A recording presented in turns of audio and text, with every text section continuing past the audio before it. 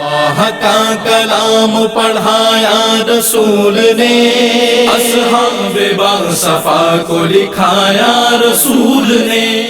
نحمدہ ونصلی علی رسولہ الکریم، اما بعد، بسم اللہ الرحمن الرحیم۔ اللہم صلی علی محمد وعلی آل محمد وبارک وسلم۔ رب اشرح لی صدری ویسر لی امری واحلل عقدۃ من لسانی یفقہوا قولی واجعل لی وزیرا من اہلی، آمین یا رب العالمین۔ ناظرین کرام، السلام علیکم ورحمۃ اللہ وبرکاتہ۔ امید آپ خیریت سے ہوں گے۔ اللہ سبحانہ وتعالی سے دعا ہے کہ آپ جہاں کہیں بھی ہوں، اللہ تعالیٰ آپ سب کو اور ہم سب کو اپنے حفظ و امان میں رکھے، قرآن حکیم سے مزید محبت عطا فرمائے اور اسے سیکھتے ہوئے سمجھتے ہوئے ہدایت لینے اور عمل کرنے کی توفیق عطا فرمائے۔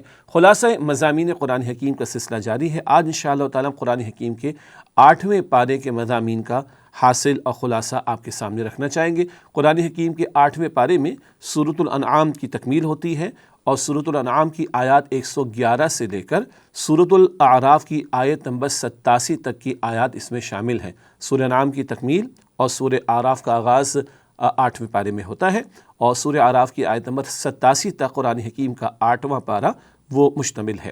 بات آگے بڑھاتے ہیں، اور سورۃ الانعام جس کا ہم آغاز پہلے کر چکے ہیں، اس کے تعارف کے حوالے سے چند نکتوں کی یاد دہانی۔ پہلی بات، عقیدہ توحید کے بارے میں تفصیلی گفتگو کی گئی ہے۔ تذکیر بھی اعلیٰ اللہ کی نعمتوں اور قدرتوں کا ذکر کر کے اللہ تعالیٰ کا تعارف اور توحید کے دلائل ہمارے سامنے رکھے گئے۔ اللہ تعالیٰ کی نعمتوں اور قدرتوں کا جامع بیان ہے۔ اگلا نقطہ رسالت اور آخرت کے عقیدے کا بیان ہے۔ مکی صورت ہے، طویل مکی صورت ہے، اور مکی صورتوں کے بنیادی موضوعات میں ایمانیات کا ذکر بھی شامل ہے، توحید، رسالت اور آخرت کا۔ قرآن حکیم کی صداقت کا خصوصی ذکر کیا گیا ہے۔ سب سے بڑا معجزہ اور قیامت تک زندہ رہنے والا معجزہ جو رسول اکرم صلی اللہ علیہ وسلم کو عطا کیا گیا وہ قرآن حکیم۔ مشرکین مکہ فرمائش کرتے تھے ایسا کر کے دکھا دیں، ویسا کر کے دکھا دیں، یہ کر کے دکھا دیں، وہ کر کے دکھا دیں۔ اللہ تعالیٰ بار بار فرماتا ہے کہ نہیں، اصل معجزہ قرآن عطا ہوا، اسے مانو، اس پر عمل کرو، اس کے تقاضوں پر عمل کرو گے تو تمہیں نجات ملے گی۔ اور آخری بات، مشرکین کے اعتراضات کے جوابات دیتے ہوئے ان سے دو ٹوک گفتگو کی گئی ہے، حتمی بات رکھی گئی ہے، اور ان کے اعتراضات کے جوابات دیے گئے، ان کے شرک کی نفی کی گئی ہے، اور حتمی طور پر دعوت ایمان، دعوت توحید قبول کرنے کا ان سے مطالبہ کیا گیا۔ یہ چند نقطے ہیں سورہ انعام کے مضامین کے حوالے سے۔ اب آئیے آگے چلتے ہیں، اور ترتیب کے مطابق چند منتخب آیات کا ذکر آپ کے سامنے رکھتے ہیں مختصر تشریح کے ساتھ۔ سب سے پہلے جس آیت کا ہم نے انتخاب کیا سورۃ الانعام میں سے، وہ سورۃ الانعام کی آیت نمبر 116 اور 117 ہیں۔ جمہوریت کی نفی کی جا رہی ہے۔ اچھا، پہلے سمجھ لیجئے کون سی جمہوریت کی نفی کی جا رہی ہے۔ جمہوریت جو آج کل کی لبرل ڈیموکریسی ہے کہ اکثریت جو چاہے فیصلہ کر لے، یہ تصور اسلام کا نہیں ہے۔ ہاں، کبھی کبھی ہم سنتے ہیں کہ علماء کی آراء کا ذکر ہوتا ہے کہ جمہور علماء کی رائے یہ ہے، فقہی مسائل کے بیان میں یہ جملہ استعمال ہوتا ہے، تو بالکل ٹھیک، فلاں معاملے میں اکثر علماء کی رائے یہ ہے۔ مگر جب علماء دین کلام کر رہے ہوں گے تو کتاب و سنت کے دلائل کے مطابق کلام کر رہے ہوں گے، تو وہاں اکثریت کی رائے پر عمل کرنے میں کوئی حرج کی بات نہیں۔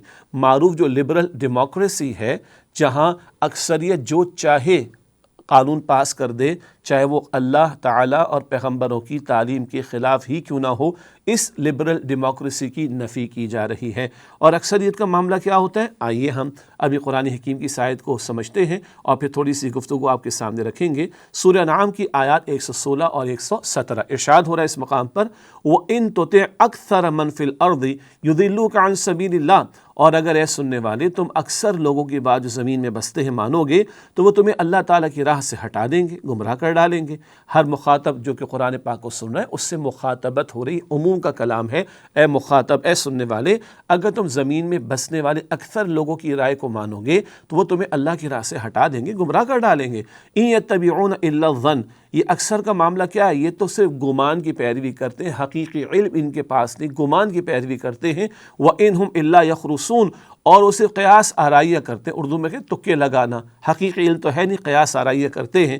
إِنَّ رَبَّكَ هُوَ أَعْلَمُ مَن يَضِلُّ عَنِ السَّبِيلِ، بے شک تمہارا رب خوب جانتا ہے اس کو جو اس کی راہ سے بھٹک چکا ہے۔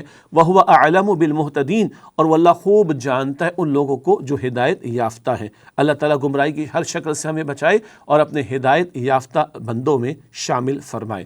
اکثر کی بات مانو گے وہ تمہیں اللہ کی راہ سے روک دیں گے، اور سچی بات یہ ہے اکثریت کا معاملہ ایسا ہی ہوا کرتا ہے۔ قرآن حکیم میں خود اللہ تعالیٰ فرماتا ہے وَقَلِيلٌ مِّنْ عِبَادِيَ الشَّكُورُ، میرے بندوں میں تھوڑے ہی ہیں جو شکر گزار ہیں۔ سبحان اللہ، حق کا ساتھ دینے والے اکثر تعداد میں کم ہی ہوا کرتے ہیں اور اہل باطل کی کثرت اکثر رہی ہے۔ تو اکثریت معیار نہیں ہے، اکثریت مل کر قانون سازی کرے، اچھا بھئی اکثر لوگ کہتے ہیں شراب کو پرمیسیبل بنا دو، حلال کر دو، ہم جنس پرستی کو حلال کر دو، جیسے کہ دنیا کے بہت سے ممالک میں قانون کے ذریعے شراب کو، ہم جنس پرستی کو، ہومو سیکشولیٹی کو قانون کا سہارا دے کر حلال کر دیا گیا۔ تو حرام ہے نا، یہ تو شریعت کی تعلیم کے خلاف ہے۔ 100% بھی اگر رائے آ جائے کہ شراب حلال کر دی جائے تو نہیں ہو سکتی، کیونکہ کثرت رائے سے اللہ اور اس کے رسول علیہ السلام کے حکم کی خلاف ورزی یہ جائز نہیں ہے۔ ایمان والوں کو قرآن کیا فرماتا ہے؟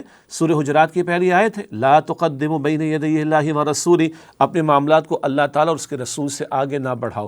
ہاں، دین نے ایک دائرہ کھینچ دیا، اس دائرے میں رہ کر جو پرمیسیبل باتیں ان کے معاملے کے اندر جو چاہو رائے اختیار کر لو، اور بھئی فرائیڈے کی چھٹی ہونی چاہیے، سیٹرڈے کی چھٹی ہونی چاہیے، سنڈے کی چھٹی ہونی چاہیے، رائے اختیار کر لو، مان لو۔ گھر میں مہمان آ رہے ہیں، بھئی 5 افراد گھر میں رہتے ہیں، ان کو جناب چائے پلائی جائے، کافی پلائی جائے، شربت پلایا جائے، لسی پلایا جائے، 3 کی رائے ہے، 4 کی رائے، جو چاہو سو کر لو۔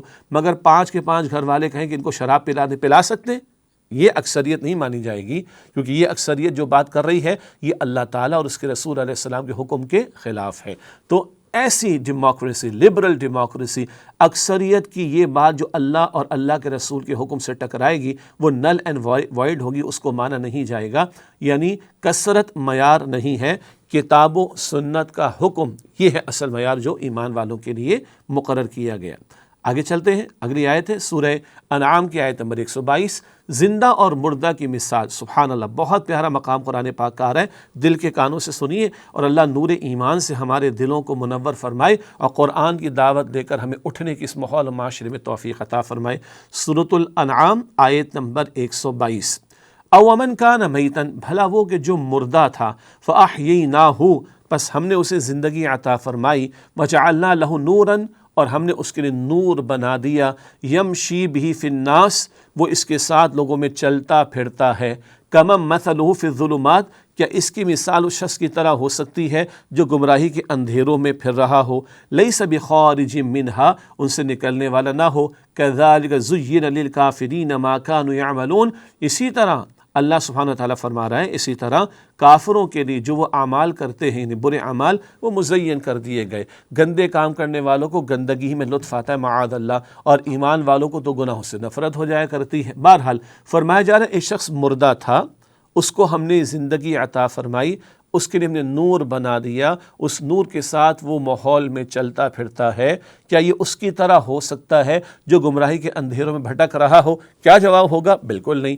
اللہ تعالیٰ نے کس کو مردہ قرار دیا؟ جس کے پاس نور ایمان نہ ہو، نور ہدایت نہ ہو، جس کی روح مردہ ہو چکی ہو، اس کو مردہ قرار دیا۔ ممکن ہے وہ چلتا پھرتا شخص نظر آ رہا ہے، کھاتا پیتا سنتا دیکھتا نظر آ رہا ہے، حقیقت وہ مردہ ہے۔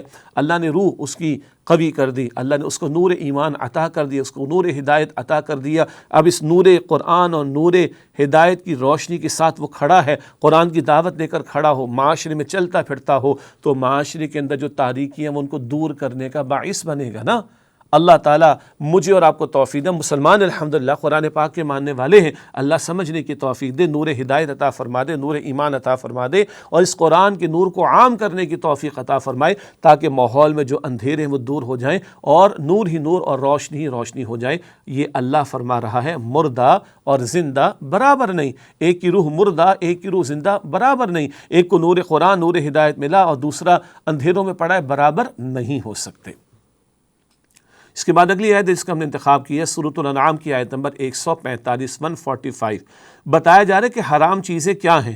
ایک مشرکین مکہ تھے، مشرکین عرب تھے، کچھ باتوں کو از خود انہوں نے حرام کر لیا، فلاں جانور پر سواری نہیں کریں گے، فلاں مردار کو انہوں نے حلال کر لیا۔ اللہ تعالیٰ کے ڈومین میں داخل ہو کر اللہ تعالیٰ کے اختیارات، معاذ اللہ، اختیار تو اللہ کا ہے نا، جس چیز کو چاہے حلال قرار دے، جس چیز کو چاہے حرام قرار دے، اختیار اللہ کا ہے، جس چیز کو چاہے حلال قرار دے، جس چیز کو چاہے حرام قرار دے، اور ہاں اللہ کے اذن سے یہ رسول اللہ کا اختیار ہے صلی اللہ علیہ وسلم۔ یہ بات سورہ اعراف آیت 157 میں ہم پڑھیں گے بعد میں انشاءاللہ تعالی۔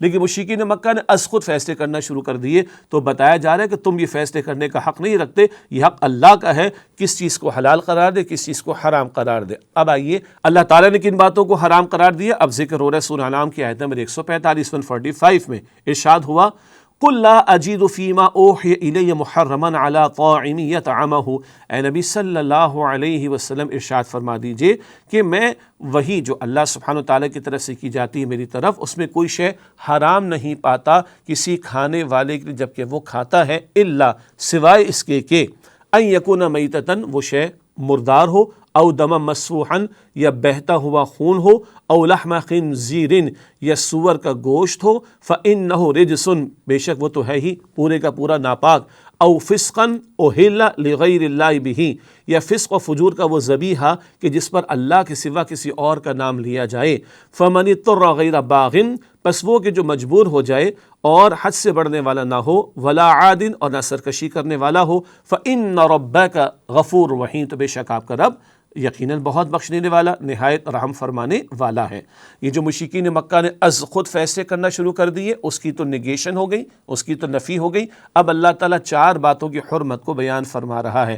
ان 4 باتوں کی حرمت کو قرآن کریم میں 4 ہی مرتبہ بیان کیا گیا ہے، سورۃ البقرہ میں، سورہ المائدہ میں، اور اب یہ سورہ انعام میں، اور بعد میں سورہ نحل میں اس کا ذکر آتا ہے۔ وہ 4 باتیں جو اللہ نے حرام قرار دی کیا ہیں؟ مردار، ایک جانور، ویسے اس کا گوشت حلال ہے، بکرا بکری، مگر وہ مر گیا، چوٹ لگی، گر گیا، مر گیا، ذبح نہ ہو سکا تو یہ مردار، تو مردار کھانا حرام۔ نمبر 2، دم مسفوحا، بہتا ہوا خون، یعنی جانور حلال ہے، ذبح بھی کیا جا رہا ہے، مگر ذبح کرتے وقت جو خون بہتا ہے اس میں بڑے نقصانات بھی ہیں، یہ جو بہتا ہوا خون ہے یہ بھی حرام ہے۔ 2 باتیں ہو گئی۔ نمبر 3، سور کا گوشت حرام ہے۔ آگے یہاں اس مقام پر فرمایا فَإِنَّهُ رِجْس، بے شک وہ تو ناپاک ہے، تو سور کی ہر شے ہی حرام ہے، بارہ سور کا گوشت یہ بھی حرام قرار دیا گیا۔ او فسقا اہل لغیر اللہ بہ، اور وہ فسق و فجور کا ذبیحہ ہے جس پر اللہ کے سوا کسی اور کا نام لیا جائے۔ جانور حلال ہے مگر اللہ کے بجائے کسی بت کے لیے، غیر اللہ کے لیے، کسی اور مخلوق کے لیے اس کو پانے کے لیے، اس کو خوش کرنے کے لیے ذبیحہ کیا جا رہا ہے، اس کا نام لیا جا رہا ہے، یہ بھی حرام ہے۔ یہ 4 باتوں کی حرمت کا ذکر آیا۔ البتہ نوٹ کیجئے، بعض لوگوں کو غلط فہمی ہو گئی کہ یہ 4 باتیں ہمارے دین میں حرام ہے، ایسا نہیں ہے۔ ان 4 باتوں کی کثرت عرب کے معاشرے میں بھی تھی، آج بھی ان میں سے آپ دیکھیں سور کا گوشت اور اس طرح کی چیزیں، مردار، اس طرح کی چیزیں دنیا میں کئی مقامات پر استعمال ہوتی ہیں۔ تو یہ 4 باتوں کی کثرت تھی اس ماحول میں جہاں قرآن پاک نازل ہو رہا تھا، تو ان 4 کا ذکر ہے، ورنہ یہ بات نہیں کہ اور کوئی حرام شے نہیں ہے۔ قرآن کریم میں بھی اور پھر احادیث مبارکہ میں بھی بعض چیزوں کو حرام قرار دیا گیا ہے۔ ایک اور اہم بات یہاں بتایا جا رہا ہے، جو مجبور ہو جائے اور وہ سرکشی نہ کرے اور حد سے آگے نہ بڑھے تو اللہ غفور ہے، اللہ رحیم ہے۔ کیا بتایا جا رہا ہے؟ اللہ کا دین بہت پیارا ہے، بڑا پریکٹیکل دین ہے۔ حالات کے بدل جانے سے، کیفیات کے بدل جانے سے حکم میں فرق واقع ہو جاتا ہے۔ کسی کی جان جا رہی ہے، جان جا رہی ہو، اور جان بچانا تو ضروری ہے، جان بچانے کے لیے کچھ دستیاب نہیں حلال میں سے، تو اتنا استفادہ کرنا، اتنا فائدہ اٹھانا کسی حرام شے سے کہ جس سے جان بچ جائے، اس کی اجازت ہے۔ دوبارہ فمن اضطر، مجبور ہو گیا، جان جانے کا اندیشہ ہے، تو جان بچانے کے لیے حرام سے بقدر ضرورت فائدہ اٹھانے کی اجازت ہے۔ نہ حد سے زیادہ، بہت زیادہ نہ کھائے، اتنا جس سے جان بچ جائے، اور سرکشی کا ارادہ نہ ہو کہ نافرمانی کرنے لگ جائے، نہ جان بچانے کا معاملہ پیش آ گیا، ایسی اضطراری حالت ہے، ان یوزول قسم کا معاملہ ہے، فَإِنَّ رَبَّكَ غَفُورٌ رَحِيمٌ، فرمایا کہ بے شک آپ کا رب بہت بخشنے والا، نہایت رحم فرمانے والا۔ اس سے معلوم ہوا اللہ کی رحمت ہی رحمت ہے، جس سے دین کو ہمارے لیے رحمت بنایا، نعمت بنایا، زحمت نہیں بنایا، اور مشکل حالات کے اندر، پریشان کن حالات میں، بدلتے حالات میں جہاں مسائل پیش آ جاتے ہیں، دین نے آسانی بھی عطا فرمائی ہے۔ اور آخری بات یہ ہے، آسانی وہ آسانی جو دین نے عطا فرمائی ہے، خود دین کے ساتھ کھلواڑ بعض لوگوں نے کرنا شروع کر دی ہے، جو چاہ حرام کو ہے وہ حلال کر لیے، وہ نہیں، وہ آسانی جو اللہ اور اس کے رسول علیہ السلام نے عطا فرمائی۔ آگے چلتے ہیں، اگلی آیت ہے سورہ انعام، آیت نمبر 151، 151، بڑا پیارا مقام ہے یہ آیت اور اگلی آیت، اور بڑی اہم معاشرتی ہدایات عطا کی جا رہی ہیں۔ جن ہدایات کا یہاں پر ذکر ہے یہ بنی اسرائیل کے لیے بھی تھی، یہ ہمارے لیے بھی اور رہتی دنیا تک کے لیے ہیں۔ اور تورات میں جو بڑے بڑے احکامات، 10 کمانڈمنٹس آف تورات کی 10 بڑے بڑے احکامات عطا ہوئے، معاشرتی زندگی کے لیے عطا ہوئے، ان کا بیان ہے جو قرآن کریم میں اس مقام پر بھی آیا ہے۔ یہ سورہ انعام کی آیت نمبر 151، 151 ارشاد ہو رہا ہے، قل تعالوا، اے نبی صلی اللہ علیہ وسلم فرما دیجیے، آؤ میں تمہیں بتاؤں، اتلو ما حرم ربکم، تلاوت کر کے بتاؤں کیا اتل ما حرم ربکم علیکم، کہ تمہارے رب نے تم پر کیا حرام کیا۔ ایک تو تم نے خود سے کچھ چیزوں کو حرام کیا، وہ باتیں نہیں، رب نے کیا حرام کیا آؤ میں تمہیں بتاؤں۔ اللہ تشرکوا بہ شیئا، کہ تم اللہ تعالیٰ کے ساتھ کسی کو شریک نہ کرنا۔ عقیدے میں سب سے بڑا جرم کیا ہے؟ وہ شرک ہے، اور مشرک کے لیے بخشش نہیں سوائے اس کے کوئی سچی توبہ کر کے توحید کی دعوت قبول کر لے۔ تو اللہ تشرکوا بہ شیئا، کہ اللہ کے ساتھ کسی کو شریک نہ کرنا، وبالوالدین احسانا، اور والدین کے ساتھ حسن سلوک کرنا۔ اچھا یہاں پر حرام بات کیا ہوگی؟ ماں باپ کا دل دکھانا، ماں باپ کے ساتھ زیادتی کرنا، ماں باپ کی نافرمانی کرنا، ماں باپ کو ناراض کرنا، یہ ہوگا حرام پہلو۔ تو بتایا جا رہا ہے کیا حرام کیا رب نے؟ شرک نہ کرنا، اور نمبر 2 والدین کے ساتھ احسان کرنا، حسن سلوک کرنا۔ حدیث مبارک میں آتا ہے تمہارے ماں باپ تمہاری جنت بھی ہیں اور تمہاری جہنم بھی۔ ابن ماجہ شریف کی روایت، ان کی خدمت تمہیں جنت لے جا سکتی ہے اور ان کی نافرمانی تمہیں جہنم کے عذاب کا مستحق بنا سکتی ہے۔ اللہ اکبر۔ آگے فرمایا وَلَا تَقْتُلُوا أَوْلَادَكُم مِّنْ إِمْلَاقٍ، اور اپنی اولاد کو مفلسی کے ڈر سے قتل نہ کرو۔ یہ زمانے جاہلیت میں بھی ہوتا تھا اور آج بھی کہا جاتا ہے بچے دو ہی اچھے، بھائی پالیں گے کیسے؟ پالنے والے ہم اور تم تھوڑے ہیں بھائی، خالق اللہ ہے، رازق اللہ ہے، تو مفلسی کے ڈر سے قتل نہ کرو۔ آگے اللہ فرما رہا ہے نحن نرزقکم وإیاہم، ہم تمہیں بھی رزق عطا کرتے اور ان کو بھی رزق عطا کرتے۔ تمہیں بھی اللہ نے پیدا کیا، تمہارے ماں باپ کو تمہاری پرورش کے وسائل اللہ نے دیے، یہ کائنات اللہ نے بنا کر تمہارے لیے سجائی ہے، تمہاری اولاد کا بھی خالق اللہ ہے، اس کو کھلانے پلانے رزق دینے والا بھی اللہ سبحانہ وتعالی ہے۔ وَلَا تَقْرَبُوا الْفَوَاحِشَ مَا ظَهَرَ مِنْهَا وَمَا بَطَنَ، اور فحش باتوں کے قریب بھی نہ جاؤ، خواہ وہ کھلی فحش باتیں ہوں یا چھپی پوشیدہ فحش باتیں ہوں۔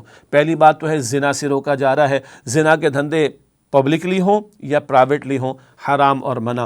فحش انتہائی بیہودہ بات ہے جس سے زنا کا دروازہ کھلتا ہے، حیا کا جنازہ نکلتا ہے، نکاح کی نفی ہوتی ہے، خاندانی نظام تباہ و برباد ہوتا ہے، معاشرہ گندگی کا ڈھیر بنتا ہے۔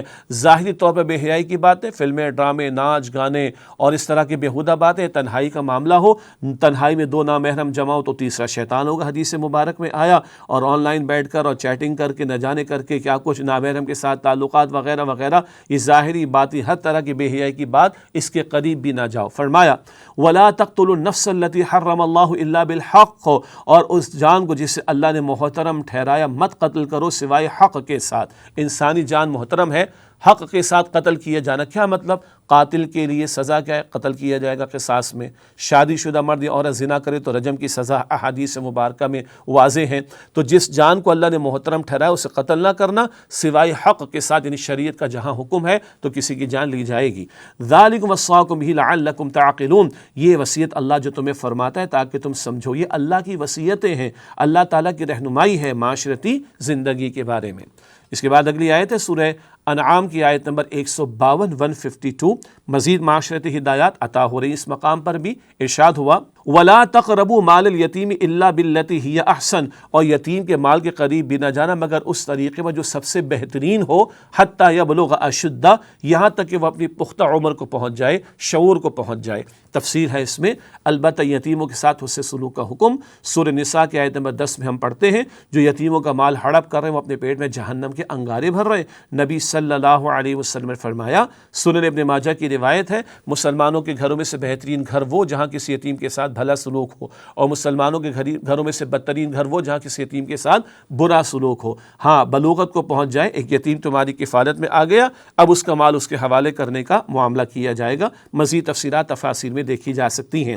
وَأَوْفُوا الْكَيْلَ وَالْمِيزَانَ بِالْقِسْطِ، اور ناپ اور تول عدل کے ساتھ ٹھیک ٹھیک رکھنا۔ یہ ناپ تول کی کمی آپ کو پتہ ہے نا، شعیب علیہ السلام کی قوم کا بہت بڑا جرم تھا۔ اس جرم کی وجہ سے شعیب علیہ السلام کی قوم پر زلزلہ بھی آیا، شعلے بھی برسائے گئے، اور زوردار چیخ یعنی آواز کے عذاب سے بھی ان کو اللہ تعالیٰ نے عذاب دے کر برباد کیا۔ اللہ اکبر کبیرہ۔ اور ناپ تول سے پلڑوں کا معاملہ نہیں، ناپ تول کے لیے آج کل جتنے بھی سفسٹیکیٹڈ ایکوپمنٹس ہیں وہ سب بھی شامل ہو گئے۔ اسی طرح جو میں اپنے لیے معیار پسند کروں دوسرے کے لیے بھی معیار وہ رکھوں، بہت تفصیل ہے ناپ تول کے معاملات میں۔ فرمایا جا رہا ہے کہ ناپ تول کا معاملہ عادل کے ساتھ ٹھیک ٹھیک کرو۔ لا نکلف نفسا الا وسعها، اللہ فرما رہے ہیں ہم کسی پر مکلف اسے نہیں ٹھہراتے، کسی پر ذمہ داری نہیں ڈالتے مگر اس کی وسعت یعنی کیپیسٹی کے مطابق۔ اللہ ہمارا خالق ہے نا۔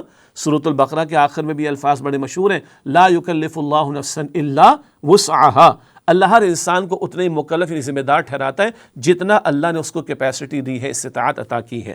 وَإِذَا قُلْتُمْ فَعْدِلُوا، اور جو تم بات کہو تو عدل کی بات کہو۔ سورہ نساء میں، سورہ مائدہ میں یاد آیا عدل کی بات کرنا ہے، اور تقویٰ ہے، تقویٰ کا تقاضا ہے کہ عدل کی بات کی جائے، کسی کی محبت رکاوٹ نہ بنے عدل کرنے میں، کسی کی دشمنی رکاوٹ نہ بنے عدل کرنے میں۔ یہاں بھی کہا جا رہا ہے وَإِذَا قُلْتُمْ فَعْدِلُوا وَلَوْ كَانَ ذَا قُرْبَىٰ، اور جو تم بات کہو، کچھ کہو تو عدل کی بات کہو، چاہے تمہاری قریب رشتہ دار ہی کا معاملہ کیوں نہ ہو۔ وَبِعَهْدِ اللَّهِ أَوْفُوا، اور اللہ سے کیے گئے وعدے کو پورا کرو۔ ایک وعدہ، ہم کلمہ پڑھتے ہیں، اللہ کو معبود مانتے ہیں، ہم کہتے ہیں سورہ البقرہ کے آخر میں سمعنا وأطعنا، ہم نے سنا اور ہم نے اطاعت کی، اور عہد الست ایک ہوا تھا۔ سورہ اعراف آیت 172 ہے، سورہ اعراف آیت 172 میں ہے، اللہ نے ہم سب کو پیدا کیا، اور حدیث میں ہے بخاری شریف کی روایت، سارے انسانوں کی روحوں کو ایک وقت میں پیدا کیا اور اپنے رب ہونے کا اقرار کروایا۔ تو فرمایا جا رہا ہے وَبِعَهْدِ اللَّهِ أَوْفُوا، اور اللہ سے کیے گئے عہد کو پورا کرو۔ اس کو تم نے رب مانا، اب اس کی عبادت کرنی ہے، اس کی سننی اور اس کی ماننی ہے۔ ذَلِكُمْ وَصَّاكُمْ بِهِ لَعَلَّكُمْ تَذَكَّرُونَ، یہ جس کی اللہ تمہیں وصیت فرما دے تاکہ تم دھیان دو اور نصیحت حاصل کرو۔ اللہ تعالی ہمیں عمل کرنے کی توفیق عطا فرمائے۔ اس کے بعد اگلی اور سورہ انعام کی جو آیات ہم نے منتخب کی اس کے اعتبار سے آخری آیت ہے، اور یہ ہے الانعام آیت نمبر 162۔ مقصد زندگی کیا ہے، کہاں ہماری ایفرٹس لگنی چاہیے، ویژن کیا ہونا چاہیے زندگی کا، بتایا جا رہا ہے سورہ انعام آیت نمبر 162۔ قُلْ إِنَّ صَلَاتِي وَنُسُكِي وَمَحْيَايَ وَمَمَاتِي لِلَّهِ رَبِّ الْعَالَمِينَ، اے نبی صلی اللہ علیہ وسلم فرما دیجیے بے شک میری نماز اور میری قربانی اور میرا جینا اور میرا مرنا سب اللہ سبحانہ و تعالیٰ کے لیے ہے جو تمام جہانوں کا رب ہے۔ یہ ہماری زندگی کا ویژن ہونا چاہیے، جو کرنا ہے اللہ کو راضی کرنے کے لیے، اور اس کی انتہا کیا ہے، میری زندگی کا مقصد تیرے دی کی سرفرازی، میں اسی لیے مسلمان، میں اسی لیے نمازی۔ یہ ساری زندگی کا رخ کیا ہو، اللہ تعالیٰ راضی ہو جائے۔ اللہ تعالیٰ مجھے اور آپ کو، ہم سب کو عمل کی توفیق عطا فرمائے۔ الحمدللہ سورۃ الانعام کی منتخب آیات کا مختصر مطالعہ ہم نے آپ کے سامنے رکھا۔ اب اس کے بعد حاصل کلام کے طور پر چند اہم نقطے آپ کے سامنے رکھنا چاہیں گے۔ سب سے پہلا نقطہ نوٹ کیجئے گا حاصل کلام کے طور پر، ہمیں اپنے تمام معاملات میں قرآن و سنت کی ہدایات کو حتمی معیار بنانا چاہیے، نہ کہ کثرت آراء کو، کثرت رائے نہیں، اللہ اس کے رسول کے حکم کو حتمی معیار بنانا ہے۔ اگلا نقطہ ہے، نور قرآن سے دل منور ہو جائے تو بندہ خیر کا داعی بن کر معاشرے میں پھیلے گمراہی کے اندھیروں کو دور کرنے کا ذریعہ بن جاتا ہے۔ اللہ ہمارے دلوں کو نور قرآن سے منور فرمائے اور قرآن پاک کی دعوت کو لے کر اٹھ کھڑا ہونے کی توفیق عطا فرمائے۔ تیسرا نقطہ، مردار، بہتا ہوا خون، سور کا گوشت اور جن جانور پر ذبح کے وقت غیر اللہ کا نام لیا جائے وہ سب حرام ہیں۔ یہ چار باتوں کی حرمت کا ذکر آیا تھا۔ اگلا نقطہ ہے، اللہ تعالیٰ نے ہمیں شرک سے بچنے، والدین کے ساتھ اچھا سلوک کرنے اور ظاہری اور باطنی دونوں طرح کے گناہوں سے بچنے کا حکم دیا ہے۔ اللہ تمام گناہوں سے بچنے کی ہمیں توفیق عطا فرمائے۔ اللہ تعالیٰ نے ہمیں یتیم سے حسن سلوک، ناپ تول میں انصاف، عدل کی بات اور اللہ سبحانہ وتعالیٰ کے عہد کو پورا کرنے کا حکم فرمایا ہے۔ اور آخری بات، ہماری نماز و قربانی اور ہمارا جینا و مرنا سب اللہ سبحانہ وتعالیٰ کی رضا کے حصول کے لیے ہونا چاہیے۔ اللہ اسی پر ہمیں عمل کی توفیق عطا فرمائے اور اسی کیفیت پر اللہ ہمیں موت عطا فرمائے۔ ناظرین کرام، سلسلہ جاری رہے گا، ایک وقفہ لیتے اس کے بعد انشاءاللہ تعالیٰ آپ سے ملاقات ہوتی ہے۔ السلام علیکم ورحمۃ اللہ وبرکاتہ۔ السلام علیکم ورحمۃ اللہ وبرکاتہ۔ ناظرین کرام، خوش آمدید کہتے ہیں آپ کو۔ اللہ تعالیٰ کی توفیق سے خلاصہ مضامین قرآن حکیم کا سلسلہ جاری ہے۔ آج قرآن حکیم کے پارہ نمبر 8 کا ہم مطالعہ کر رہے ہیں۔ بریک سے پہلے ہم نے سورہ انعام کی منتخب آیات کا مطالعہ اور حاصل کلام آپ کی خدمت میں پیش کیا۔ اب سورۃ الاعراف کا مطالعہ ہم شروع کر رہے ہیں۔ اب پارہ نمبر 8 میں سورہ اعراف کی آیت نمبر 1 تا آیت نمبر 87 تک کی آیات شامل ہیں۔ آغاز کرتے ہیں سورۃ الاعراف کا۔ تو سب سے پہلے سورۃ الاعراف کا تعارف مختصر نکات کی صورت میں آپ کے سامنے رکھتے ہیں۔ سب سے پہلے اہم بات یہ ہے کہ کلمات کے لحاظ سے، آیات نہیں، کلمات کے لحاظ سے یہ سب سے بڑی مکی صورت ہے جو مکی دور کے آخر میں نازل ہوئی۔ اپنے سائز اور حجم کے اعتبار سے یہ طویل ترین مکی صورت ہے جو مکی دور کے آخری حصے میں نازل ہوئی۔ اب آپ کے ذہن میں سوال آ سکتا ہے، آیات کے اعتبار سے طویل ترین مکی صورت کون سی ہے؟ تو آیات کی تعداد کے اعتبار سے طویل صورت ہے سورۃ الشعراء۔ آیات کی تعداد زیادہ ہے سورہ اعراف سے، لیکن کلمات کے لحاظ سے، سائز کے اعتبار سے، طویل ترین مکی سورت سورۃ الاعراف ہے، مکی دور کے آخر میں نازل ہوئی۔ تو مکی دور میں جو صورتیں نازل ہوئیں ان میں عقائد اور ایمانیات کا بیان بھی آتا ہے، سابقہ اقوام کا تذکرہ بھی آتا ہے، اور جنت و جہنم کا بیان بھی آتا ہے۔ یہ صورت جو ہے بڑی منفرد مزاج کی ہے کہ اس میں تاریخ انسانی کا بیان ہمارے سامنے آتا ہے۔ تاریخ انسانی کے بیان کے ذیل میں اگلا نقطہ ہے انسانیت کی ابتدا، یعنی تخلیق آدم علیہ السلام، اور انسانیت کی انتہا یعنی اہل جنت و اہل جہنم کا بیان ہے۔ ازل اور ابد کے حالات، یہ تاریخ انسانی کا بیان آ گیا، گو کہ آگے فیوچر کی بات ہے۔ تو ازل سے ابد تک کے حالات، انسانیت کا سلسلہ کیسے شروع ہوا آدم علیہ السلام کے ذریعے، اس وقت کے حالات، اور اختتام کی طرف کیا ہے، آخرت میں کیا ہے، کل انتہا پر کیا ہے، وہ جنت اور جہنم کے معاملات۔ تو اہل جنت اور اہل جہنم ان کا ذکر بھی سورۃ الاعراف میں آیا ہے۔ اب درمیانی حصہ، ایک ازل کا بیان ہے، ایک ابد کا بیان ہے، تو ایک درمیانی حصہ بھی ہے، آئیے اس کو جانتے ہیں۔ انسانی تاریخ کے درمیانی حصے کو 6 انبیاء کرام علیہ السلام کے قصوں کی صورت میں ذکر کیا گیا ہے۔ 6 رسولوں کے حالات اس صورت میں آئے ہیں، اور بار بار دیگر صورتوں میں بھی آتے ہیں، سورہ ہود میں بھی آتے ہیں، سورہ شعراء میں بھی آتے ہیں۔ 6 رسولوں میں سے 3 وہ ہیں جو حضرت ابراہیم علیہ السلام سے پہلے ہیں، حضرت نوح علیہ السلام، حضرت ہود علیہ السلام، حضرت صالح علیہ السلام۔ ان کی قوموں کا ذکر ابراہیم علیہ السلام سے پہلے کی یہ اقوام ہے، 3 کا ذکر آتا ہے، پھر ابراہیم علیہ السلام کا دور ہے، اور 3 رسول ابراہیم علیہ السلام کے بعد حضرت لوط علیہ السلام، حضرت شعیب علیہ السلام، اور حضرت موسیٰ علیہ السلام۔ تو 3 رسول ابراہیم علیہ السلام سے پہلے اور 3 رسول ابراہیم علیہ السلام کے بعد، یہ 6 رسولوں کے حالات اور واقعات سورہ اعراف میں ہمارے سامنے آتے ہیں۔ پیغمبروں کی دعوت کیا تھی؟ دعوت توحید تھی۔ لوگوں نے ہٹ دھرمی دکھائی، قوموں نے نافرمانی کی، جانتے بوجھتے انکار کیا، پھر ان قوموں کو مٹا دیا گیا۔ یہ ساری داستانیں دعوت کے اعتبار سے، تبلیغ کے اعتبار سے، پیغمبروں کی محنت کے اعتبار سے سورہ اعراف میں ہمارے سامنے آتی ہیں۔ تو یہ ہے 6 رسولوں کے حالات اور واقعات جو سورہ اعراف میں بیان ہوئے، اور یہ گویا انسانی تاریخ کا درمیانی دور، اس کا تذکرہ ہمارے سامنے آتا ہے۔ اگلا نقطہ ہے، اس بات کا بھی ذکر ہے کہ از خود اللہ سبحانہ و تعالیٰ کی حلال کردہ پاکیزہ چیزوں کو حرام کرنے کا اختیار کسی کو نہیں۔ یہ اختیار اللہ سبحانہ و تعالیٰ کا ہے، حلال قرار دینا، حرام قرار دینا، یہ اللہ کا اختیار، اور ہاں اللہ کے اذن سے یہ اللہ کے رسول علیہ السلام کا بھی اختیار ہے۔ لیکن جو لوگ خود سے فیصلے کرتے، من چاہے فیصلے کرتے، جیسے کہ مشرکین کا ذکر بھی سورہ انعام میں آتا ہے، قطعاً ان کا یہ تصور اور یہ رویہ غلط ہے۔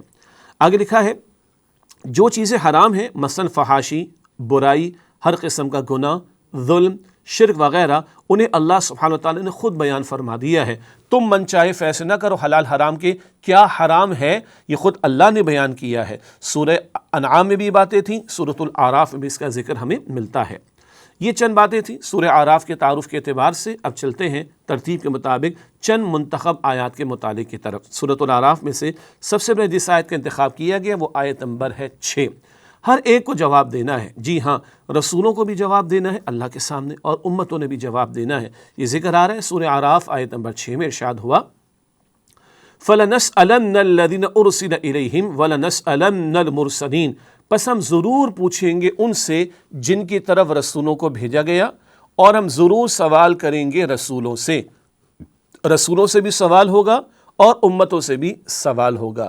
رسولوں نے پہنچایا نہیں، پوچھا جائے گا۔ یہی وجہ ہے، آپ اور ہم جانتے ہیں کہ نبی مکرم صلی اللہ علیہ وآلہ وسلم نے حجۃ الوداع کے موقع پر خطاب عطا فرمانے کے بعد، خطبہ حجۃ الوداع عطا فرمانے کے بعد آخر میں پوچھا الا هل بلغت، اے میرے صحابہ کیا میں نے تم تک اللہ کے پیغام کو پہنچا دیا؟ سب نے یک زبان ہو کر عرض کی حضور علیہ الصلاۃ والسلام، آپ نے حق نصیحت، حق وصیت، حق امانت ادا فرما دیا۔ پھر اللہ کے نبی مکرم علیہ السلام نے اپنے مبارک ہاتھ کی مبارک انگلی، شہادت والی انگلی، آسمان کی طرف بلند کی اور عرض کی اللہم اشہد، اللہ تو گواہ رہے، یہ گواہی دے رہے میں نے پہنچا دیا، اللہ تو گواہ رہے، یہ گواہی دے رہے میں نے پہنچا دیا۔ یہ تو ہے ہر رسول نے جواب دینا ہے، اور حضور علیہ السلام نے تو پہنچا دیا۔ ہم سے بھی تو سوال ہوگا۔ اللہ تعالیٰ اس آیت میں کیا فرما رہا ہے؟ ان سے بھی پوچھا جائے گا جن کی طرف رسولوں کو بھیجا گیا، اور رسولوں سے بھی پوچھا جائے گا۔ تو رسولوں نے تو پہنچا دیا، اب ہم تک پہنچا، ہم کیا کر رہے ہیں؟ قرآن پاک سمجھ کر پڑھنا، دین کا علم حاصل کرنا، دین کا بنیادی علم حاصل کرنا ہر مسلمان پر فرض ہے، پھر دین پر عمل کرنا، اور پھر ختم نبوت کے بعد کار رسالت کا معاملہ، اللہ کے پیغام کو پہنچانے کی ذمہ داری کا معاملہ ہمارے کاندھوں پر ہے۔ اب ہم نے پہنچانا ہے انسانیت کو اللہ کا پیغام اپنے قول سے، اپنے کردار سے، اجتماعی جد و جہد کے ذریعے۔ اللہ تعالیٰ کے ہاں ان سارے امور اور یہ شہادت کی جو ذمہ داری ہم نے ادا کرنی ہے، گواہی دینی اللہ کے دین کی، اس کے بارے میں سوال ہوگا۔ اللہ تعالیٰ ہمیں تیاری کی توفیق عطا فرمائے۔ اگلی آیت ہے سورہ اعراف کی آیت نمبر 23، عاجزانہ دعا، اور مشہور دعا کس کی؟ ہمارے اول والدین آدم و حوا علیہم السلام کی دعا۔ حضرت آدم علیہ السلام کا قصہ بھی سورۃ الاعراف میں ذکر کیا گیا، لغزش کا معاملہ ہو گیا تھا، مشہور واقعہ ہے۔ اللہ تعالیٰ ہی نے الفاظ سکھا دیے۔ سورۃ البقرہ میں ذکر آتا ہے کہ آدم علیہ السلام نے اللہ سے چند کلمات سیکھ لی۔ وہ کلمات کیا ہیں؟ وہ عاجزانہ دعا کے الفاظ کیا ہیں؟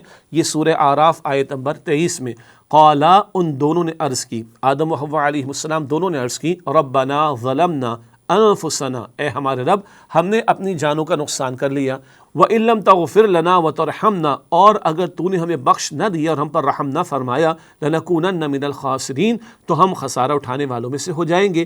یہ بڑی عاجزانہ دعا ہے کہ اے ہمارے رب ہم نے اپنی جانوں کا نقصان کر لیا، تو نے اگر بخشش نہ فرمائی، تو نے اگر رحم نہ فرمایا، ہم تو خسارہ اٹھانے والوں میں سے ہو جائیں گے۔ اچھا، آپ اور ہم جانتے ہیں اس قصے کے بارے میں، شیطان اڑ گیا تھا نا، اس نے غلطی کی مگر اڑ گیا، اور آدم علیہ السلام جھک گئے۔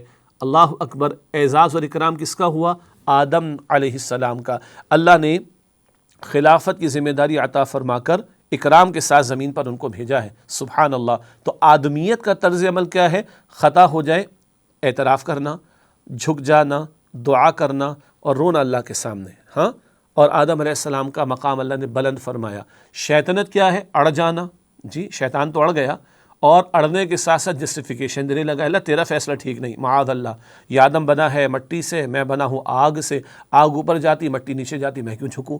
یہ اڑنا، ہاں، جسٹیفیکیشن دینا اپنی غلطیوں کے لیے، یہ شیطنت ہے۔ آدمیت کیا ہے؟ اعتراف اور اللہ کے سامنے عاجزی اور رجوع الی اللہ اور توبہ کرنا۔ اللہ ہمیں سچی پکی توبہ کی توفیق عطا فرمائے۔ اگلی آیت ہے سورہ اعراف کی آیت نمبر 26، لباس کی اہمیت کا ذکر آ رہا ہے۔ جی، لباس اللہ تعالیٰ کی نعمت بھی ہے اور اللہ تعالیٰ کی نشانیوں میں سے ایک اہم نشانی بھی۔ لباس کی اہمیت کا ذکر سورہ اعراف آیت نمبر 26 میں ارشاد ہو رہا ہے، یا بنی آدم قد انزلنا علیکم لباسا، اے بنی آدم ہم نے تمہاری طرف نازل فرمایا لباس، یعنی ہم نے تمہیں لباس عطا کیا، یواری سوآتکم وریشا، وہ تمہارے پوشیدہ مقامات کو چھپاتا ہے اور زینت کا ذریعہ بھی ہے، وَلِبَاسُ التَّقْوَىٰ ذَلِكَ خَيْرٌ، اور تقویٰ کا لباس یہ بہتر ہے، ذَلِكَ مِنْ آیاتِ اللہ، یہ اللہ تعالیٰ کی نشانیوں میں سے ہے، لَعَلَّهُمْ يَذَّكَّرُونَ، تاکہ وہ نصیحت حاصل کریں۔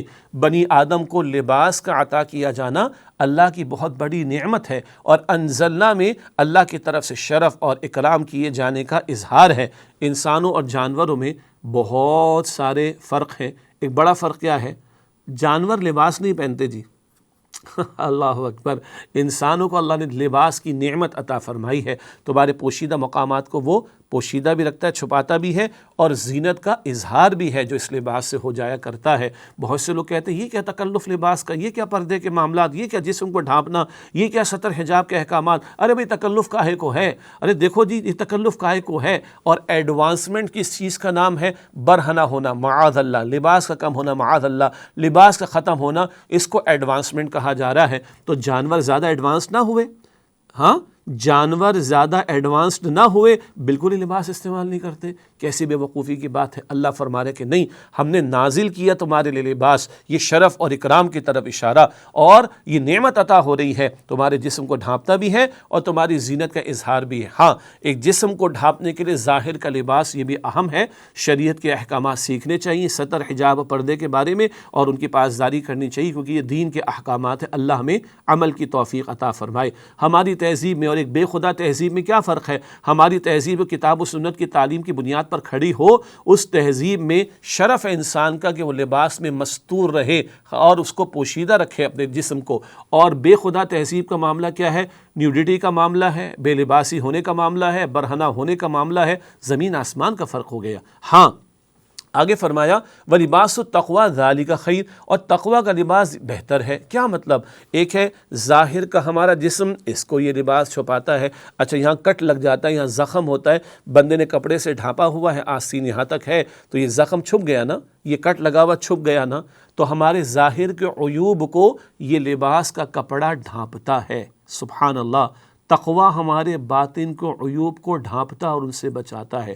خوف خدا ہوگا تو بندہ گناہ سے بچے گا نا، گناہ سے ہماری روح پر دھبا پڑ جاتا ہے، روح آلودہ ہو جاتی ہے۔ یہ تقوی کا لباس کیا ہے؟ یہ تقوی کا لباس بہتر ہے، یہ تقوی کا لباس ہمارے باطنی عیوب کو چھپائے گا اور باطنی عیوب سے بچائے گا۔ تقوی کیا ہے؟ خوف خدا، خوف خدا دل میں ہو، بندہ گناہوں سے بچے گا، باطن کے عیوب سے اور گناہوں سے اس کی بچت ہو جائے گی۔ تو ظاہر کا لباس بھی اور باطن کا لباس بھی، فرمایا ذالک من آیات اللہ، یہ اللہ تعالیٰ کی نشانیوں میں سے تمہیں لباس کی توفیق عطا کرنا، تمہیں بامقصد زندگی گزارنے کا طریقہ بتانا، تمہارے لیے ہدایت کا عطا کیا جانا، تمہیں تقوی کی نعمت کا عطا کیا جانا، یہ سب اللہ کی نعمتوں میں سے ظاہر کا لباس، یہ باطن کا لباس، ذالک من آیات اللہ، یہ اللہ تعالیٰ کی آیات اور نشانیوں میں سے ہے، لعلہم یذکرون، تاکہ وہ نصیحت حاصل کریں۔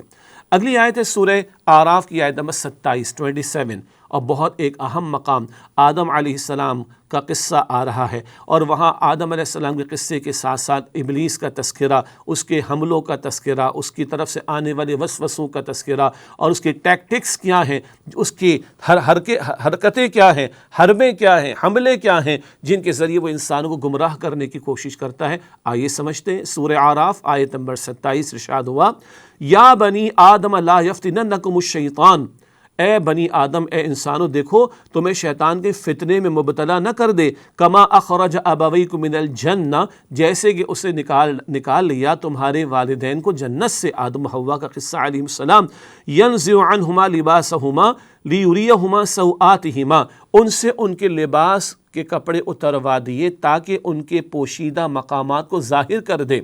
یہ لباس ہمارے جسم کو پوشیدہ رکھتا ہے۔ اچھا، آدم علیہ السلام کا قصہ ہماری سبق آموزی کے لیے ہے، ہماری رہنمائی کے لیے، ہماری نصیحت کے لیے ہے، ذہن میں رہے، ہمیں سمجھانے کے لیے۔ آگے فرمایا انہ یراکم هو وقبیلہ من حیث لا ترونہم، بے شک وہ یعنی شیطان اور اس کی پوری پارٹی، اس کا قبیلہ، اس کے لوگ تمہیں وہاں سے دیکھتے ہیں جہاں سے تم انہیں نہیں دیکھتے۔ اللہ اکبر کبیرہ، جنات میں سے نا شیطان، جنات نظر نہیں آتے، یہ تمہیں وہاں سے دیکھتے ہیں جہاں سے تم ان کو نہیں دیکھتے۔ دو باتیں دیکھو، چوکنا رہنا، یہ شیطان تمہیں، ابلیس تمہیں فتنوں میں مبتلا نہ کر دے، جیسے آدم و حوا علیہ السلام کے کپڑے اتروائے اور ان سے ان کے پوشیدہ مقامات کو جو ہے وہ کھلوا ڈالا، اور بہرحال پھر ایک معاملہ ہوا اور انہوں نے جنت کے درختوں کے پتوں سے اپنے جسموں کو ڈھانپا۔ کس بات کی طرف اشارہ؟ شیطان کا بڑا حملہ لباس پر، اور لباس ہماری حیا کی حفاظت کا بہت بڑا ذریعہ ہماری حیا پر، اور حیا گئی تو سب کچھ چلا گیا۔ حدیث ہے جامع ترمذی میں، نبی علیہ السلام نے فرمایا، حیا اور ایمان دونوں کمپینینز ہیں، دونوں ساتھی ہیں، اگر ایک چلا جائے دوسرا بھی چلا جاتا ہے، دو دوست بیٹھے ہوتے ایک اٹھتا ہے دوسرا بھی اٹھ جاتا ہے، حیا گئی ایمان چلا جائے گا۔ تو ہماری حیا پر اٹیک ہے شیطان کو، بے حیا بنانا چاہتا ہے، اور حیا کی حفاظت کا ایک بہت بڑا ذریعہ لباس ہے، تو وہ لباس چھیننا چاہتا ہے۔ اچھا، جیسے ہی لباس اتر گئے، ان کو احساس ہوا آدم حوا علیہ السلام کو، وہ فوراً جنت کے درختوں کے پتوں سے اپنے جسموں کو ڈھانپنے لگے۔ فطرت انسانی میں حیا کا تصور اور یہ پوشیدہ رکھنے کا تصور موجود ہے، اشارہ ہو گیا۔ شیطان اور اس کا قبیلہ، اس کی پارٹی وہاں سے تمہیں دیکھتے ہیں جہاں سے تم انہیں نہیں دیکھ سکتے۔ اب کیا کریں جی؟ اب کیا کریں؟ اب اللہ تعالیٰ کی حضور دعا مانگیں۔ اللہ تعالیٰ نے شیطان کے حملوں سے بچنے کی دعائیں بتائی ہیں۔ سورۃ الفلق میں باہر کے شرور سے بچنے کے لیے دعا کرتے ہیں، سورۃ الناس میں اندر کا شر، الذی یوسوس فی صدور الناس، ایسا ہی ہے نا؟ تو یہ سورۃ الفلق اور سورۃ الناس ہر فرض نماز کے بعد بھی اور رات کو سوتے وقت بھی تلاوت کی نبی کریم صلی اللہ علیہ وسلم نے تلقین فرمائی۔ بندہ لباس چینج کرتا ہے تو حدیث میں دعا بتائی گئی، بسم اللہ، اتارتے وقت بس بسم اللہ، دو الفاظ بسم اللہ پڑھ لے، پروٹیکشن ہو جائے گی۔ بیت الخلاء میں جاتے ہیں نا، واش روم میں، بیت الخلاء میں جانے سے پہلے کی دعا کیا ہے؟ اللہم انی اعوذ بک من الخبث والخبائث، اے اللہ میں تیری پناہ میں آنا چاہتا ہوں ناپاک مرد اور عورتیں جو جنات میں سے، میل فیمیل، ناپاک جو بھی ہیں مرد اور عورت جنات میں سے، ان کے حملوں سے تیری پناہ لینا چاہتا ہوں اے اللہ۔ یہ بیت الخلاء میں جانے سے پہلے کی دعا۔ زوجین کا، شوہر بیوی کا جب تعلق قائم ہوتا ہے، لوگ سیکھتے نہیں ان باتوں کو، جب تعلق قائم ہوتا ہے تو بے لباسی بھی ہوتی ہے نا. اس موقع کی دعائیں بھی نبی اکرم صلی اللہ علیہ وسلم نے سکھائیں. اللہم جنبنا الشیطان وجنب الشیطان ما رزقتنا، اے اللہ ہم دونوں کو بچا لے شیطان کے حملوں سے، اور جو رزق یعنی اولاد تو ہمیں آئندہ عطا فرمائے. کس قدر دور کی دعا. تو اولاد اے اللہ جو آئندہ عطا فرمائے اس کو بھی شیطان کے حملوں سے بچا. اللہ اکبر کبیرہ. اور اعوذ باللہ من الشیطان الرجیم، جب یہ وسوسے آتے تو پڑھنے کی قرآن پاک میں تلقین کی گئی. یہ ہے جو پروٹیکشن ہمیں ملے گی، کیونکہ شیطان اور اس کی پارٹی کو ہم دیکھ نہیں سکتے نا. تو اللہ کی طرف سے عطا کردہ دعائیں، یہ استعاذہ، یہ اللہ کے حضور دعا کرنا، التجا کرنا حفاظت کے لیے، یہ ہمیں پروٹیکشن دے گا انشاءاللہ تعالی. اگلی آیت ہے سورہ اعراف کی آیت نمبر 31 زینت اور کھانے پینے کے آداب لیجئے. قرآن پاک کس قدر تفصیل سے ہمیں رہنمائی اور آداب بھی سکھا رہا ہے. زینت اور کھانے پینے کے بارے میں کچھ آداب کا ذکر. سورہ اعراف آیت نمبر 31 ارشاد ہوا، یا بنی آدم خذوا زینتکم عند کل مسجد، اے بنی آدم ہر مسجد یعنی نماز کے موقع پر اپنی زینت کو اختیار کر لو. وَكُلُوا وَاشْرَبُوا، اور کھاؤ اور پیو. وَلَا تُسْرِفُوا، اور زیادتی نہ کرو. إِنَّهُ لَا يُحِبُّ الْمُسْرِفِينَ، بے شک اللہ زیادتی کرنے والوں کو پسند نہیں فرماتا. پہلی بات کیا ہے؟ ہر نماز کے موقع پر زینت کا اختیار کرنا. جی اللہ کے سامنے کھڑے ہیں نا، او بھائی کم از کم یہ ہے کہ ایسا لباس تو پہن لو جس کو پہن کر عام طور پر لوگوں کے سامنے جانا تمہیں گوارا ہو. یہ کیا کہ فجر کی نماز میں اٹھے، پتہ نہیں میلا سا ایک کرتا پہن لیا، پتہ نہیں کون سا پرانا سا پاجامہ پہن لیا، عجیب حلیہ بنا کر مسجد میں آ رہے. نہ نہ نہ، قیمتی مہنگے لباس کی بات نہیں ہو رہی. اتنا ہو، کم از کم علماء فرماتے اتنا تو ہو کہ یہ پہن کر بندہ بندے کے سامنے کھڑا ہو سکے. اور نماز میں رب العالمین کے سامنے کھڑے ہوتے ہیں، صاف ستھرا مناسب لباس ہونا چاہیے. ایک بات تو یہ آگے. دوسری بات، وَكُلُوا وَاشْرَبُوا، اور کھاؤ اور پیو. نعمتیں اللہ نے دی ہیں، ہاں حلال پر، ہاں حرام کے ذریعے نہیں کمانا، حلال کے ذریعے نعمتوں کو استعمال کرو. وَكُلُوا وَاشْرَبُوا، اور کھاؤ اور پیو. وَلَا تُسْرِفُوا، اور اسراف نہ کرو، زیادتی نہ کرو. اسراف کیا ہے؟ ضرورت ہے کھانے کی کھاؤ، ضرورت سے زیادہ مت کھاؤ بھائی. پہننے کی ضرورت ہے پہنو، ضرورت سے زیادہ مہنگا نہ پہنو. اسی طرح برتنے کی چیز ہے، برت لو، ضرورت سے زیادہ خرچ نہ کرو. یہ اسراف کہلاتا ہے. اور اللہ کی امانت، حلال کی رقم، حلال کی آمدن، یہ جو حلال سے کمائے اللہ کی طرف سے امانت ہے، اس کو جائز میں خرچ کرنا ہے، ناجائز میں خرچ نہیں کرنا. اور جائز میں خرچ کرتے وقت بھی زیادتی نہیں کرنی. ایک جگہ قرآن پاک میں سورہ بنی اسرائیل میں ذکر آتا ہے، وہاں ہم پڑھیں گے 15ویں پارے میں، کہ اللہ تعالیٰ تبذیر کرنے والوں کو پسند نہیں کرتا. ان المبذرین کانوا اخوان الشیاطین، تبذیر، بیجا اڑانے والے، فضول میں خرچ کرنے والے، ناجائز میں خرچ کرنے والے، وہ شیاطین کے بھائی. تو بیجا اور ناجائز خرچ کرنا یہ بھی ناپسند، اور ضرورت پر ضرورت سے زائد خرچ کرنا یہ بھی اللہ کو ناپسند ہے. انہ لا يحب المسرفین، بے شک اللہ اسراف کرنے والوں کو پسند نہیں فرماتا. قیامت کے دن 5 سوالات ہوں گے. جامع ترمذی کی روایت، زندگی کہاں لگائی، جوانی کہاں کھپائی، مال کہاں سے کمایا، مال کہاں خرچ کیا، اور جو علم حاصل کیا اس پر کتنا عمل کیا. 5 میں سے 2 سوال کمانے اور خرچ کرنے کے بارے میں. اور حدیث میں ہے کہ بندہ جب تک اپنے یہ 5 سوالات کے جوابات نہیں دے دے گا، اس کے قدم اس کی جگہ سے ہٹ نہیں سکیں گے. کمانے پر بھی سوال ہے اور خرچ کرنے پر بھی سوال ہے. ولا تسرفوا، اور اسراف نہ کرو، زیادتی نہ کرو. انہ لا يحب المسرفین، بے شک اللہ زیادتی کرنے والوں کو پسند نہیں فرماتا. اگلا مقام ہے سورہ اعراف کی آیت نمبر 43 اہل جنت کا حمد کا ترانہ. ازل کے واقعات، جنت والے جنت پہنچیں گے تو کیا کیفیت ہوگی؟ فرمایا وَنَزَعْنَا مَا فِي صُدُورِهِم مِّن غِلٍّ، اور جو ان کے سینوں میں جو کوئی کینہ ہوگا اللہ فرماتے ہیں ہم اسے نکال دیں گے. تجری من تحتہم الانہار، ان محلات میں ہوں گے جن کے نیچے نہریں جاری ہوں گی. وقالوا الحمد للہ الذی ہدانا لہذا، اور وہ کہیں گے تمام شکر تعریف اللہ کے لیے جس نے یہاں تک کی ہدایت ہمیں عطا فرما دی.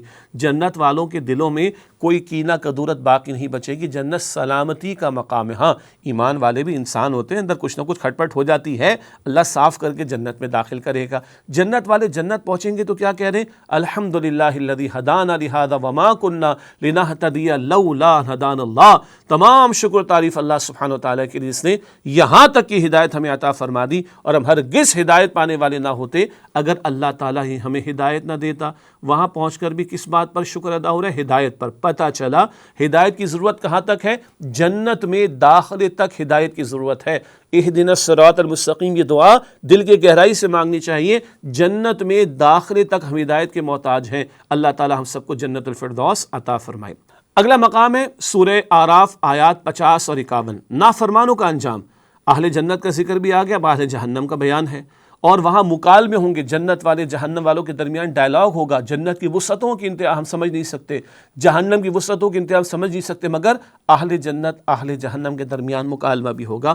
قرآن کریم بتا رہا ہے، سورہ اعراف کی آیات 50 اور 51، 50 اور 51، وَنَادَى أَصْحَابُ النَّارِ أَصْحَابَ الْجَنَّةِ، اور جہنم کی آگ والے جنت والوں سے کہیں گے، أَنْ أَفِيضُ عَلَيْنَا مِنَ الْمَاءِ، ہم پر پانی میں سے کچھ انڈیل دو، او مما رزقکم اللہ، یا کچھ اس میں سے دے دو جو اللہ نے تمہیں رزق میں سے عطا فرمایا۔ سنیے کیا جواب آئے گا، قالوا، وہ کہیں گے، ان اللہ حرمہما علی الکافرین، بے شک اللہ نے دونوں چیزیں حرام کر دیے کافروں پر۔ یہ کھانا پینا جنت کی نعمتیں جنت والوں کے لیے، جہنم والوں کے لیے نہیں۔ دنیا میں کافروں کو ملا خوب انہوں نے عیاشیاں کی، آخرت میں نعمتیں فقط جنت والوں کے لیے، ایمان والوں کے لیے ہیں، جہنم والوں کے لیے تو یہ حرام ہے۔ یہ ہے ان کی حسرت کا معاملہ۔ فرمایا کون ہے کافر، کون ہے جہنم والے؟ الذین اتخذوا دینہم لہوا ولعبا، جنہوں نے اپنے دین کو کھیل تماشا بنا لیا۔ اللہ کا دین آیا، کھیل تماشا بنا لیا، انکار کیا۔ اور ابراہیم علیہ السلام کی تعلیمات تھی، مشرکین مکہ کے پاس کھلواڑ و بگاڑ پیدا کر دیا، من چاہی باتوں کو اختیار کر لیا اور دین کو فراموش کر دیا۔ وغرتہم الحیات الدنیا، اور دنیا کی زندگی نے انہیں دھوکے میں مبتلا کر دیا۔ فالیوم ننساہم کما نسوا لقاء یومہم ھذا، بس آج ہم انہیں فراموش کر دیں گے جیسے انہوں نے دن کی ملاقات کو بھلا دیا۔ وما کانوا بآیاتنا یجحدون، اور جیسے کہ یہ ہماری آیات کا انکار کیا کرتے تھے۔ اللہ اکبر کبیرہ، دین کو کھلواڑ بنانا، کھیل تماشا بنانا، من چاہی زندگی گزارنا، یہ اور دنیا کی محبت میں ڈوبنا، یہ اہل جہنم کے کرتوت اس مقام پر بیان ہوئے۔ اللہ ہم سب کو جہنم کے عذاب سے محفوظ فرمائے۔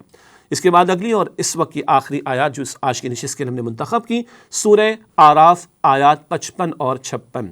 یہاں دعا کے بڑے پیارے 7 آداب بیان کیے جا رہے ہیں، دعا کے آداب۔ سورہ اعراف آیت 55 اور 56، ادعوا ربکم تضرعا وخفیا، اپنے رب کو پکارو گڑ گڑا کر اور چپکے چپکے، تنہائی۔ انہ لا يحب المعتدین، بے شک اللہ حد سے گزر جانے والوں کو پسند نہیں کرتا۔ غلط بات کی دعا نہ کرے، فلاں کا انتقال ہو جائے، فلاں کا نقصان ہو جائے، زیادتی کرنے والوں کو اللہ پسند نہیں کرتا۔ ولا تفسدوا فی الارض بعد اصلاحها، اور زمین میں اصلاح ہو جانے کے بعد فساد نہ مچاؤ، گناہوں کے ساتھ دعائیں قبول نہیں ہوتی۔ وادعوه خوفا وطمعا، اور اللہ سبحانہ وتعالیٰ کو خوف اور امید کی کیفیت کے ساتھ پکارو، اللہ کی پکڑ کا خوف بھی ہو، اللہ کی رحمت کی امید بھی ہو۔ ان رحمت اللہ قریب من المحسنین، بے شک اللہ کی رحمت محسنین کے قریب ہے، جو عمدگی کے ساتھ اللہ کی بندگی بجا لاتے ہیں۔ یہ دعا کے بڑے پیارے آداب ہیں، اللہ سے گڑ گڑا کر مانگنا، چپکے چپکے مانگنا، زیادتی کی دعا نہ کرنا، گناہوں سے اپنے آپ کو بچانا، خوف اور امید کی کیفیت کے ساتھ دعا مانگنا، اور عمدہ انداز سے اللہ کی بندگی بجا لانا۔ یہ کری تو دعائیں قبول ہوں گی انشاءاللہ۔ اللہ ہماری دعاؤں میں قبولیت کی تاثیر ہم سب کو عطا فرمائے۔ ناظرین کرام، یہ منتخب آیات کا سلسلہ اور بیان مکمل ہوا قرآن حکیم کے 8ویں پارے کے تعلق سے۔ آخر میں حاصل کلام کے طور پر چند اہم نکات۔ روز قیامت رسولوں اور امتوں دونوں نے اللہ تعالیٰ کے حضور سوالات کے جوابات دینے ہیں۔ اگر کوئی بھول جائے تو مایوس نہیں ہونا چاہیے، بلکہ اپنی غلطی کو تسلیم کر کے فوراً اللہ سبحانہ تعالیٰ سے معافی مانگنی چاہیے۔ اڑ گیا تھا شیطان، وہ تو گیا رحمت سے دور۔ جھک گئے تھے آدم علیہ السلام، ان کا مقام ہوا بلند، سبحان اللہ۔ لباس حیا کی حفاظت کا ایک اہم ذریعہ ہے، اور اس میں باطنی لباس یعنی تقویٰ کو بہت اہمیت حاصل ہے۔ دونوں لباس کا ذکر آ گیا۔ شیطان ہمارا سخت دشمن ہے جو ہم پر مختلف انداز سے حملے کرتا رہتا ہے، ہمیں اس سے ہر وقت خبردار رہنا چاہیے اور اللہ سے التجا کرنی چاہیے کہ وہ ہمیں شیطان کے حملوں سے بچائے رکھے۔ اگلا نقطہ، اللہ سبحانہ تعالیٰ کی نعمتوں کو ضرور استعمال کیا جائے، مگر ان کو ضائع کرنا اور بے جا استعمال کرنا منع ہے۔ ہدایت اللہ سبحانہ تعالیٰ ہی کی توفیق سے ملتی ہے، ہم جنت میں داخلے تک اللہ سبحانہ تعالیٰ کی ہدایت کے محتاج ہیں۔ آخری بات، اہل جہنم کے کرتوتوں میں دنیا کی محبت میں ڈوب جانا اور دین کو ہنسی مذاق بنا لینا بھی شامل ہے۔ اللہ ہمیں جہنم سے محفوظ رکھے، جنت الفردوس عطا فرمائے۔ آخر میں ہمیشہ کی طرح ایک حدیث مبارک پیش خدمت ہے۔ فرمان نبوی صلی اللہ علیہ وسلم، رسول اللہ صلی اللہ علیہ وسلم نے فرمایا، بے شک اللہ تعالیٰ اس قرآن کی بدولت قوموں کو عروج عطا فرمائے گا اور اسے ترک کر دینے کی وجہ سے رسوا کر دے گا۔ صحیح مسلم شریف کی روایت ہے۔ اللہ تعالیٰ سے دعا ہے اللہ تعالیٰ ہمیں قرآن پاک کو تھامے رکھنے اور اس کے حقوق ادا کرنے کی توفیق عطا فرمائے، آمین یا رب العالمین۔ وآخر دعوانا ان الحمدللہ رب العالمین، والسلام علیکم ورحمۃ اللہ وبرکاتہ۔ اللہ کا کلام پڑھایا رسول نے، اصحاب باصفا کو لکھایا رسول نے۔